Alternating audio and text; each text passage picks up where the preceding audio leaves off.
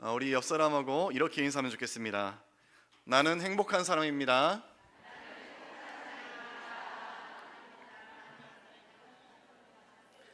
예. 앞뒤 좌우로 한 번 더 이렇게 인사하면 좋겠습니다. 아, 우리가 행복한 교회입니다. 네. 여러분, 이 고백처럼 정말 행복하십니까? 저는 자신 있습니다. 저는 우리 교회 너무나 행복한 교회, 저는 행복한 목사입니다. 여러분 그런 자신 있으십니까? 감사합니다. 여러분 더불어 얼마나 저도 감사하고 또 행복한지 모르겠습니다.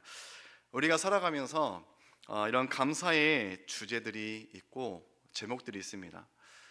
그것을 또 얻기 위해서 우리가 또 하나님 앞에 간구하고 또 살아가면서 많은 노력들을 하죠. 그런데 우리가 기대하는 감사의 제목들 무엇입니까? 좋은 학교, 안정되고 또 연봉이 높은 직장, 대부분 그런 류일 것입니다. 이처럼 크고 작은 그런 환경적인 요건이든지 물질적인 것이든지 이것이 우리에게 참 중요하지 않습니까? 저희 동역자 중에 한 분은 아침 출근길에 커피숍에서 커피 한 잔을 사서 출근길에 커피 한 잔 사가는 이것 자체가 삶의 큰 기쁨이었다라고 그렇게 고백을 했던 것을 들었어요. 그런데 저도 마찬가지로 그 비슷한 원하는 바가 있는데 약간 그 고즈넉한 그런 카페 같은 데 가면은 한 번씩 그 빈티지 스피커가 있습니다. 큰 스피커, 좀 오래된 모양인데 상당히 크기가 있고 소리도 이렇게 잔잔하게 울림 있게 나오는 스피커. 저는 그 스피커를 제가 소장하는 게 꿈입니다. 이제 집에 그거를 정말로 놓고 싶은데 돈도 없고 아내의 극렬한 반대에 언제 이룰지는 모르겠으나 정말 그게 갖고 싶어요, 저는. 그래서 큰 스피커를 놓고 조용히 음악을 틀어놓는 이것을 참 이루고 싶은데 제가 찬양은 못해도 이렇게 찬양을 듣고 이런 거는 참 좋아합니다.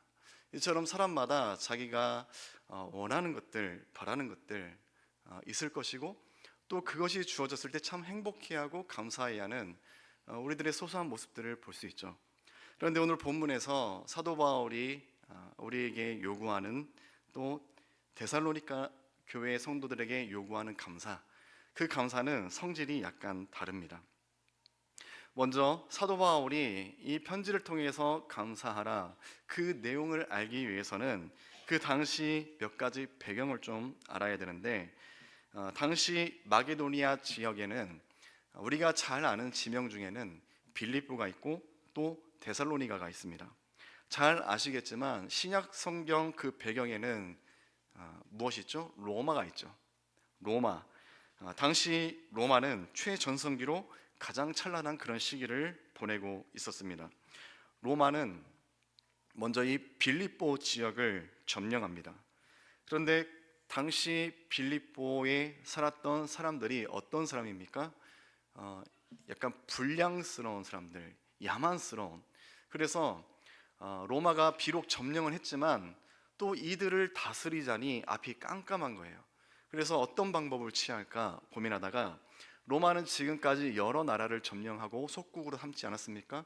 또 그 중에서 퇴역 군인들을 중심으로 해서 자원을 받고 이주를 시킵니다. 대신에 어떤 로마 시민권과 많은 혜택을 약속하고 이 빌립보 지역으로 대거 이주를 시켜요. 그리고 그들에 의해서 빌립보에 있던 이런 불량스러운 야만스러운 사람들이 다 정리가 돼요. 그리고 새롭게 이제 도시가 건설이 되는데 거의 작은 로마라고 할 정도로 로마의 많은 색채를 띤 흡사한 그런 도시가 건설이 됩니다. 그래서 이런 말도 있었죠. 로마를 알고 싶으면 빌립보를 가라. 그만큼 이 빌립보는 그런 도시였습니다. 그런데 오늘 본문에 이제 배경이 되는 데살로니가, 이 데살로니가는 빌립보에서 멀지 않은 조금 밑쪽에 있는 자리 잡은 도시였어요. 이 빌립보가 겪은 과정들을 다 봅니다. 그래서 이제 로마의 창끝이 자기들로 향할 때 어떻게 하냐? 바로 항복해버려요. 싸우지 않고 통째로 도시국가를 로마에 바쳐서 속국으로 삼습니다. 아무리 견적을 내봐도 이거는 이길 수 있는 싸움이 아니거든요. 그래서 재빠르게 피를 흘리지 않고 단번에 나라를 넘겨버려요. 이처럼 이 데살로니가 지역 사람들은 셈이 빨랐고 또 자기들 안에 어떤 소통 이런 것들이 좀 긴밀했던 그런 도시 국가였습니다. 그리고 데살로니가는 디오니소스와 또 카리오스라는 그런 우상신들을 섬겼습니다. 디오니소스는 우리가 잘 알죠. 그런데 카리오스 약간 생소하죠. 이 카리오스는 원래 사람이었어요. 아주 용맹한 장군이었지만 요절합니다. 젊은 나이에 죽자 그것을 슬퍼하며 애도했던 이 동생 장군들에 의해서 이제 신격화 작업이 되고 어느 순간 사람들에게 이 카리오스라는 사람이 신이 되었고 그런 종교가 생겨났어요. 이처럼 데살로니가 지역의 사람들 이제 어느 정도 좀 느낌이 오시죠? 이들은 약간 계산이 빠른 사람들, 서로 긴밀한 협력 관계에 있던 사람들, 그리고 어떤 우상, 이들이 믿는 그런 우상이 분명히 자리하고 있었던 지역. 그런데 그 지역에 누가 갑니까? 바울과 실라가 복음을 전하러 갑니다. 이런 지역에 복음을 전하러 갔으니 그 복음이 잘 전해졌겠습니까? 극심한 거부를 당하고 테러를 당해서 이들이 겨우겨우 도망치듯이 해서 이 지역에서 벗어나고 바울은 그 뒤로 이제 아덴이라는 곳으로 갑니다. 위급한 상황에서 이제 한시름 놓고 조금 한숨 돌리니 바울은 이제 다시 이 데살로니가 지역에 또 복음을 들었던 사람들 그들이 걱정이 돼요. 그래서 누구를 보냅니까? 디모데를 보냅니다. 그리고 디모데, 바울의 영적 아들 디모데가 그곳에 다녀와서 그 지역이 지금 어떤 상황인지에 대해서 사도 바울에게 그것을 말해주는데 데살로니가 전서 3장 5절에서 6절 우리가 같이 함께 읽겠습니다. 우리 함께 읽겠습니다.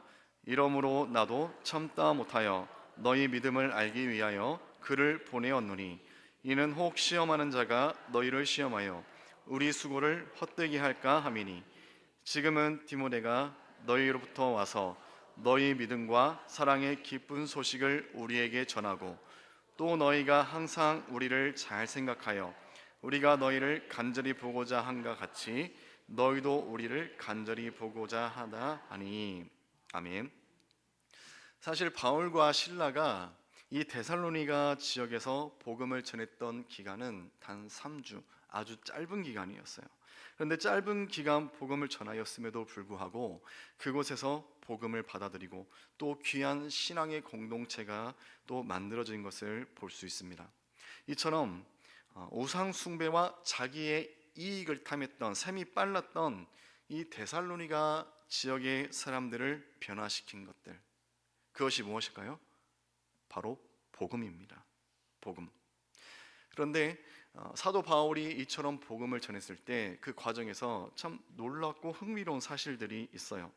데살로니가 전서 3장 4절 말씀 우리가 같이 합동하겠습니다. 우리가 너희와 함께 있을 때 장차 받을 환난을 너희에게 미리 말하였는데 과연 그렇게 된 것을 너희가 아느니라. 아멘. 이전에 바울과 실라가 이 지역에 가서 복음을 전했죠. 그런데 그 복음의 내용이 무엇이었습니까? 복음을 들으면은 잘 된다라고 긍정적인 내용들이 아니었어요. 오히려 이 복음으로 인해서 너희가 환난을 당할 것이다, 그것을 말했었다고 지금 사도 바울이 고백한 거예요. 그리고 거기서 끝나서 다시 오늘 서신에서 또 뭐라고 합니까? 이런 표현이죠. 내 말대로 됐지? 너희 지금 환난 당하고 있잖아. 복음으로 인해서 너희들 지금 고난 당하고 있잖아.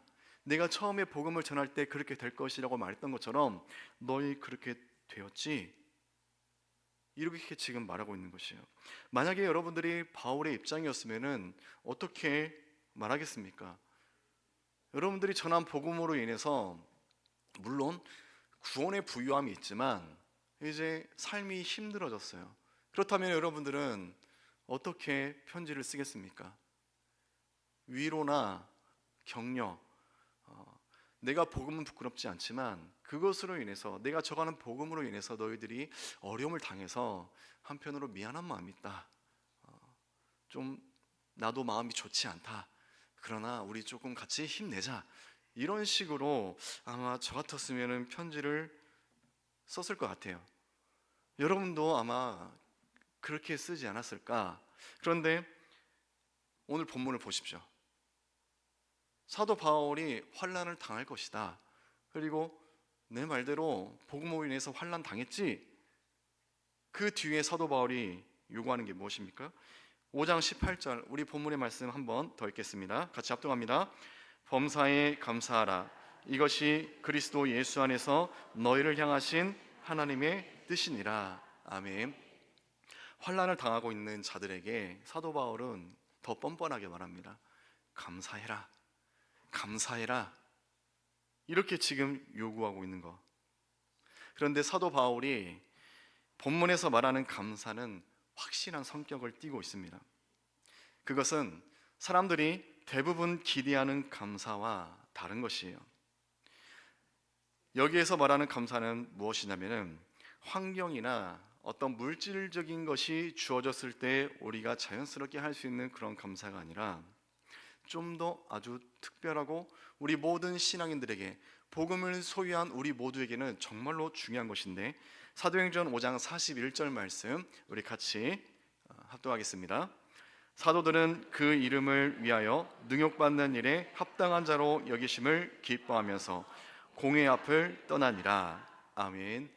이 말씀이 지금 무엇입니까? 당시 사도들, 예수 그리스도의 그 복음을 계속해서 전하기를 힘썼던 자들, 그 자들이 어떤 상황에서 내가 능욕을 받을 때, 내가 부당한 대우를 받을 때, 내가 고통이나 환난을 당할 때 그들은 어떻게 무엇을 생각한다고 했습니까?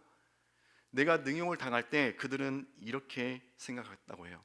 아, 내가 지금 예수님께서 가신 그 길을 내가 잘 가고 있구나. 그걸 오히려 체크했다고 해요. 그래서 오히려 그들은 기뻐했다. 이게 지금 이해가 되십니까? 내가 그리스도인, 내가 복음을 전한다는 이유로 박해를 받고 핍박을 받고 무시를 당하는데 오히려 이거 내가 지금 예수님이 가신 십자가의 길 내가 지금 잘 가고 있구나, 나 다른 길로 가는 게 아니구나, 이걸 스스로 그것을 계속해서 검증할 수 있으니 그것으로 인해서 오히려 기뻐했다라고 사도행전은 말하고 있습니다. 그렇습니다, 성도님들. 사도들 그리고 데살로니가 교회 성도들에게 요구했고 이들이 얻었던 기쁨, 감사, 그것은 이 세상의 것이 아니었어요. 그것은 무엇이었습니까? 그 정체가 무엇입니까? 바로 복음이었습니다.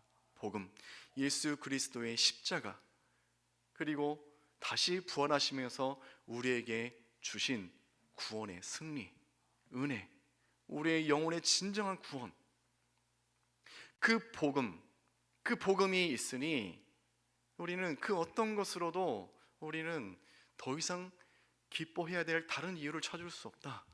그러니 이미 다 갖추었으니, 이미 다 가졌으니 기뻐해라, 감사해라. 지금 사도 바울은 우리에게 그것을 말하고 있는 것입니다. 사랑하는 성도님, 진정한 성도는 복음으로 보장되고 복음의 부유함을 누리는 사람은 어떤 상황 가운데서도 우리가 복음이 흔들리지 않은 것처럼, 구원이 흔들리지 않은 것처럼 그 기쁨 또한 흔들리지 않고 어느 상황에서도 오히려 감사를 할 수 있을 것입니다. 복음이 내 안에 분명히 있다면. 사랑하는 성도님, 우리는 살아갈 때 자꾸 다른 사람과 나 자신을 비교해요. 그렇죠? 저도 그렇습니다. 다른 사람과 비교하면서 자꾸 그 사람은 있지만 나에게 없는 거, 그 사람은 누리고 있지만 내가 누리지 못하는 것, 그것들을 봐요. 그래서 내가 스스로 초라하게 보이고 내가 행복하지 못한 것처럼 그렇게 생각을 합니다. 그렇기 때문에 당연히 감사를 잃어버린 채 살아가고 있죠. 이거는 성도의 모습이 아닙니다. 죄송합니다. 성도의 모습이 아니라 성도의 삶의 모습이 아니에요. 성도는 그렇게 살아가는 존재들이 아니에요. 여러분들, 주님께서 나에게 주신 그 귀중한, 그 이 세상 그 무엇으로도 맞바꿀 수 없는 구원의 은혜, 복음, 그것이 나에게 있는데 더 이상 우리가 거기에 더 해야 될 게 무엇이 있겠습니까? 충분합니다. 조금 더 부족하지 않습니다. 이것을 소유한 자는 이 세상 조금 부족하더라도, 남들보다 조금 처져도 그것이 아니라 내 안에 있고 또 나와 함께 하시는 주님의 십자가와 그 은혜를 날마다 집중하고 바라볼 수 있으니 삶이 기쁨이 있을 것이고, 그로 인해서 우리가 무엇을 할 수 있겠습니까? 감사할 수 있는 것입니다. 감사는 무엇입니까? 하나님이 나에게 베풀어 주신, 하나님이 나에게 누리게 하신 그 기쁨을 다시 하나님께 올려드리는 것, 이것이 바로 성도의 감사인 줄 믿으시기 바랍니다. 계속해서 감사를 고백하고 하나님께 영광을 올려드리는 그런 성도로 살아가시를 간절히 소망합니다.